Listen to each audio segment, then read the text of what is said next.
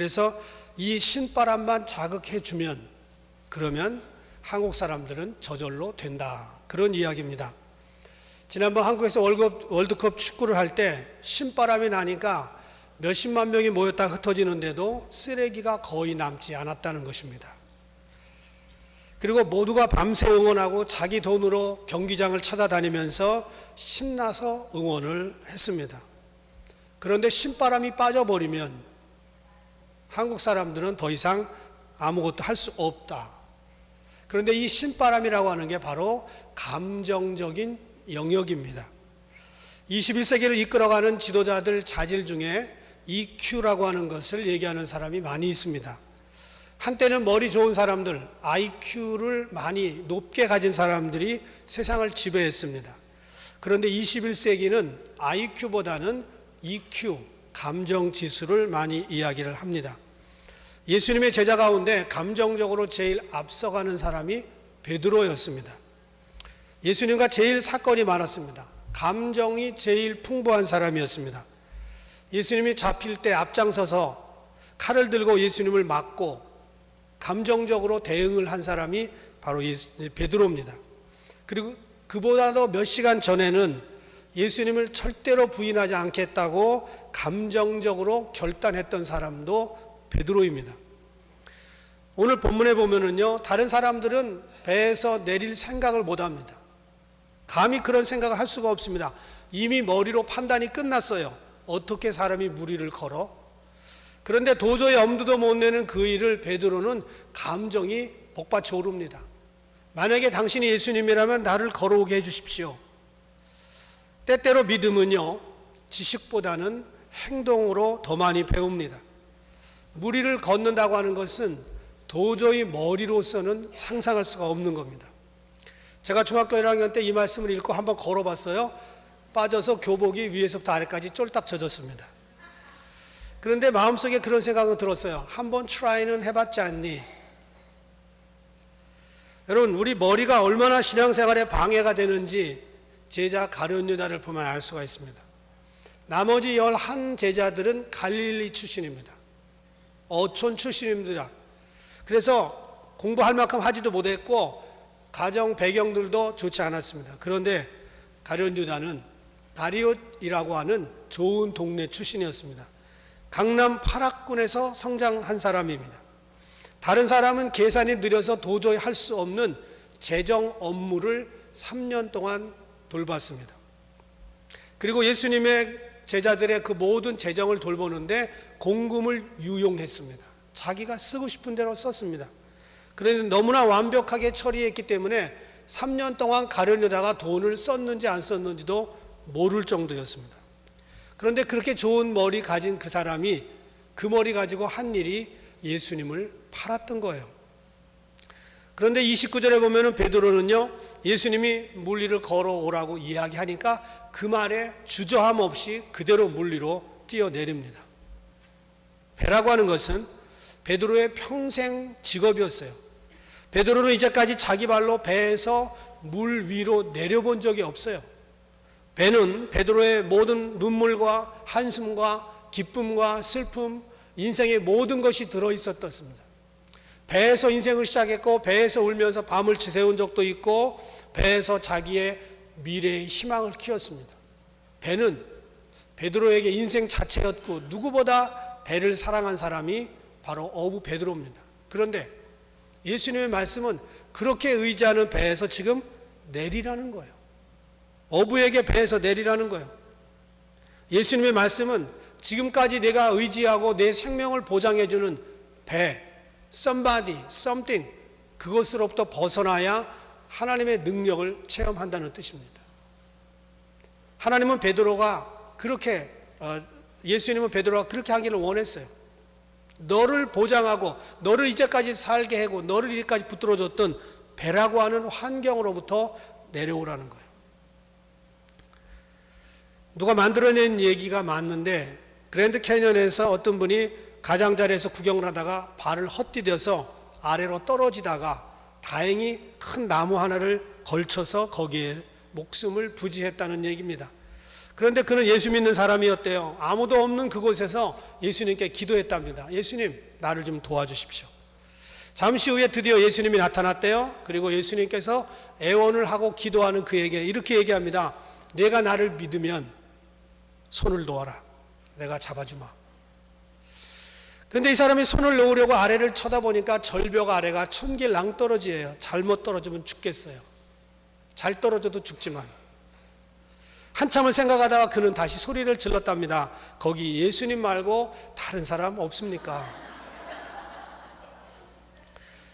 웃자고 하는 얘기로 누가 만들어냈을 거예요. 그런데 우리는요, 때때로 우리가 잡고 있는 것을 여전히 붙들고 있는 채 예수님의 도우심도 기대합니다. 이것은 혹시 예수님이 안 도와주면 내가 할 수 있는 방법이고, 이것은 예수님이 도와주면 그것이 확실하고 안전할 경우에 그쪽으로 가겠다는 거예요. 예수님이 배에서 내리라고 하는데도 우리는 여전히 배에 머문 채 이러지도 저러지도 못하고 다른 도움을 찾고 있습니다. 그리고 영영 배에서 한 번도 내려보지 못한 채 천국에 가는 사람도 허다합니다. 베드로에게 배는 어쩌면 목숨과도 같은 것입니다. 그런데 그는 자기 배에서 내려서 과감히 물에 발을 내려놓았습니다. 무리를 걷기 시작했습니다. 와우, 내가 무리를 걷다니. 베드로는 아마 이 순간을 평생 잊지 못했을 거예요. 그래서 믿음은요, 행동을 요구합니다. 행동을. 무리를 걷는다고 하는 것은 행동이지 이론이 아니에요. 이론만큼 간단한 것은 없습니다. 제가 물 위를 걷는 이론을 알려드릴게요. 오른발을 물 위로 올려놓으십시오. 그리고 오른발이 물속에 빠지기 전에 왼발을 앞으로 내밀면 돼요. 왼발이 빠지기 전에 오른발을 내밀면 돼요.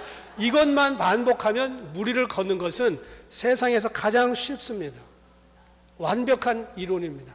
그러나 행동은 할 수가 없는 거예요. 내가 바둑을 두면 보이지 않던 것이 내가 훈수를 둘 때는 보인다. 그런 말이 있어요. 제가 군에 있을 때 국가별로 이제 국제 경기를 할 경우에는 단체로 TV 시청하는 시간을 줍니다. 내부만에 쫙 앉아가지고 고참부터 이등병까지 모두가 다 우리나라를 응원하면서 국제 경기를 봅니다. 지금 뛰는 선수들은 국가 대표들이에요. 앉아서 보는 사람들은 동네 축구 정도 한 사람들입니다. 그런데 한마디씩 해요. 이 사람아, 거기서 패스해야지. 지금 내가 설교할 때니까 이 사람이지 더한 얘기를 했어요. 왜 공을 혼자서 모으나 이 사람아. 그리고 패스가 짧아, 조금 길게 해야지. 그렇게 얘기를 합니다. 모두가 다 이론입니다. 막상 운동장에서 나가서 차보세요. 공이 내 마음대로 되지가 않습니다. 여러분, 세상은요, 이론대로 되는 게 아니에요. 이제는 누구도 물을 위를 걸을 필요가 없어요. 헛수고 안 해도 돼요. 그런데 각자가 하나님 앞에서 내가 걸어와야 될 물이 있습니다. 이론이 아니에요. 행동입니다. 오늘도 예수님 우리에게 명령하셔요. 내 문제 위를 밟고 걸어가라. 내 삶의 문제를 밟고 걸어가라. 내 절망을 밟고 걸어가라. 내가 겪고 있는 모든 환경 위를 밟고 걸어가면 내가 너와 함께 걸어가 줄 것이다. 여러분, 그런데 우리는 아직도 출렁이는 바다를 보고 겁먹고 이론만 주장합니다. 그럴듯한 핑계를 대고 있을 뿐 한 번도 물 위에 발을 내딛지 못하는 사람들이 너무나 많습니다.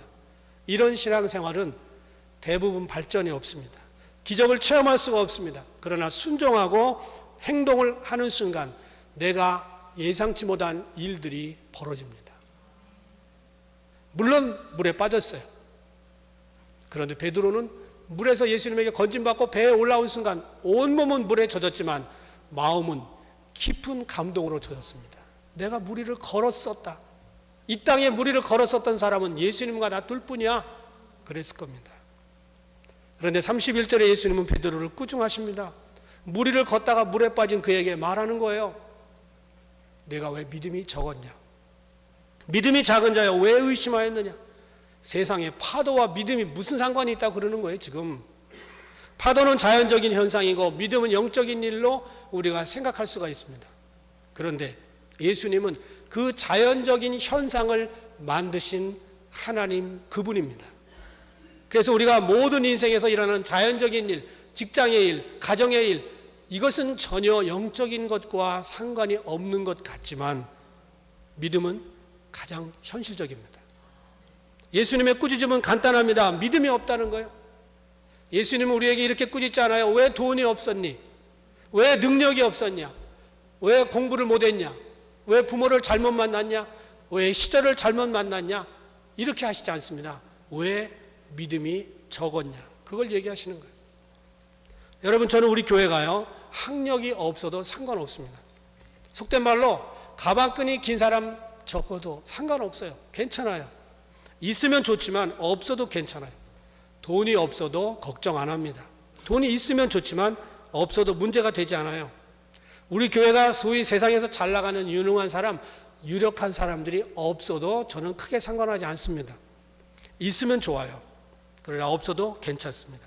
그런데 한 가지, 교회가 믿음이 없는 사람으로 채워지는 것을 저는 두려워합니다. 성도들에게 믿음이 없는 일은 큰 걱정이고 기도의 제목입니다. 여러분, 하나님 앞에서 세상의 어떤 것도 자랑거리나 부끄러움이 될 수 없다는 것을 인정해야 됩니다. 자, 공부 많이 한 사람 자랑거리가 아니에요. 공부 못했고 부끄러운 게 아닙니다. 돈을 많이 가지고 있어요? 자랑거리가 아닙니다. 돈이 적습니까? 부끄러움이 아닙니다. 성공한 것이 자랑이 아니고 실패한 것도 부끄러움이 될 수가 없습니다. 게을러서 실패했다면 게으름은 물론 책망거리가 돼요. 그러나 실패한 그 자체는 부끄러움이 아닙니다. 그러나 교회에서 한 가지, 믿음이 없을 때 우리는 부끄러워해야 됩니다. 우리는 이것에 초점을 맞춰야 돼요. 물 위를 담대히 걸었지만 갈릴리 바다에서 잔뼈가 굵은 어부 베드로는 물속에 빠졌지만 다시 올라왔어요. 그리고 그가 계속 빠집니까? 한두 번 더 빠졌어요. 예수님을 3번 부인해서 또 빠졌어요. 그러나 그는 마침내 위대한 초대교회의 순교자로 거꾸로 십자가에서 돌아간 장본인이 됐습니다. 어제는 2번, 3번 실패했지만 그 어제의 실패를 다시 딛고 일어나서 그는 초대교회의 위대한 순교자가 되었고 가톨릭이 자랑하는 초대 교황이 됐습니다. 베드로는 물에 빠진 적이 있었지만 다시 물 위를 걸었던 사람입니다. 죽은 자를 살렸어요. 우리는 이런 기적들을 볼 수 있었습니다. 오늘 우리 앞에도 걸어야 될 물이 있어요. 모든 이론을 파하시고 자연을 만드신 그 하나님께서 우리에게 물 위를 걸으라고 이야기합니다. 두려워할 거 없어요. 우리는 담대한 믿음을 가지고 물 위를 걸을 때 예수님께서 우리와 함께 하시면서 우리의 문제와 환난, 우리의 고통과 어려움, 이런 것을 밟고 걸어갈 때 우리 삶에 많은 기적들이 나타나는 체험을 하는 저와 여러분 되기를 제 이름으로 부탁을 드립니다. 기도하겠습니다.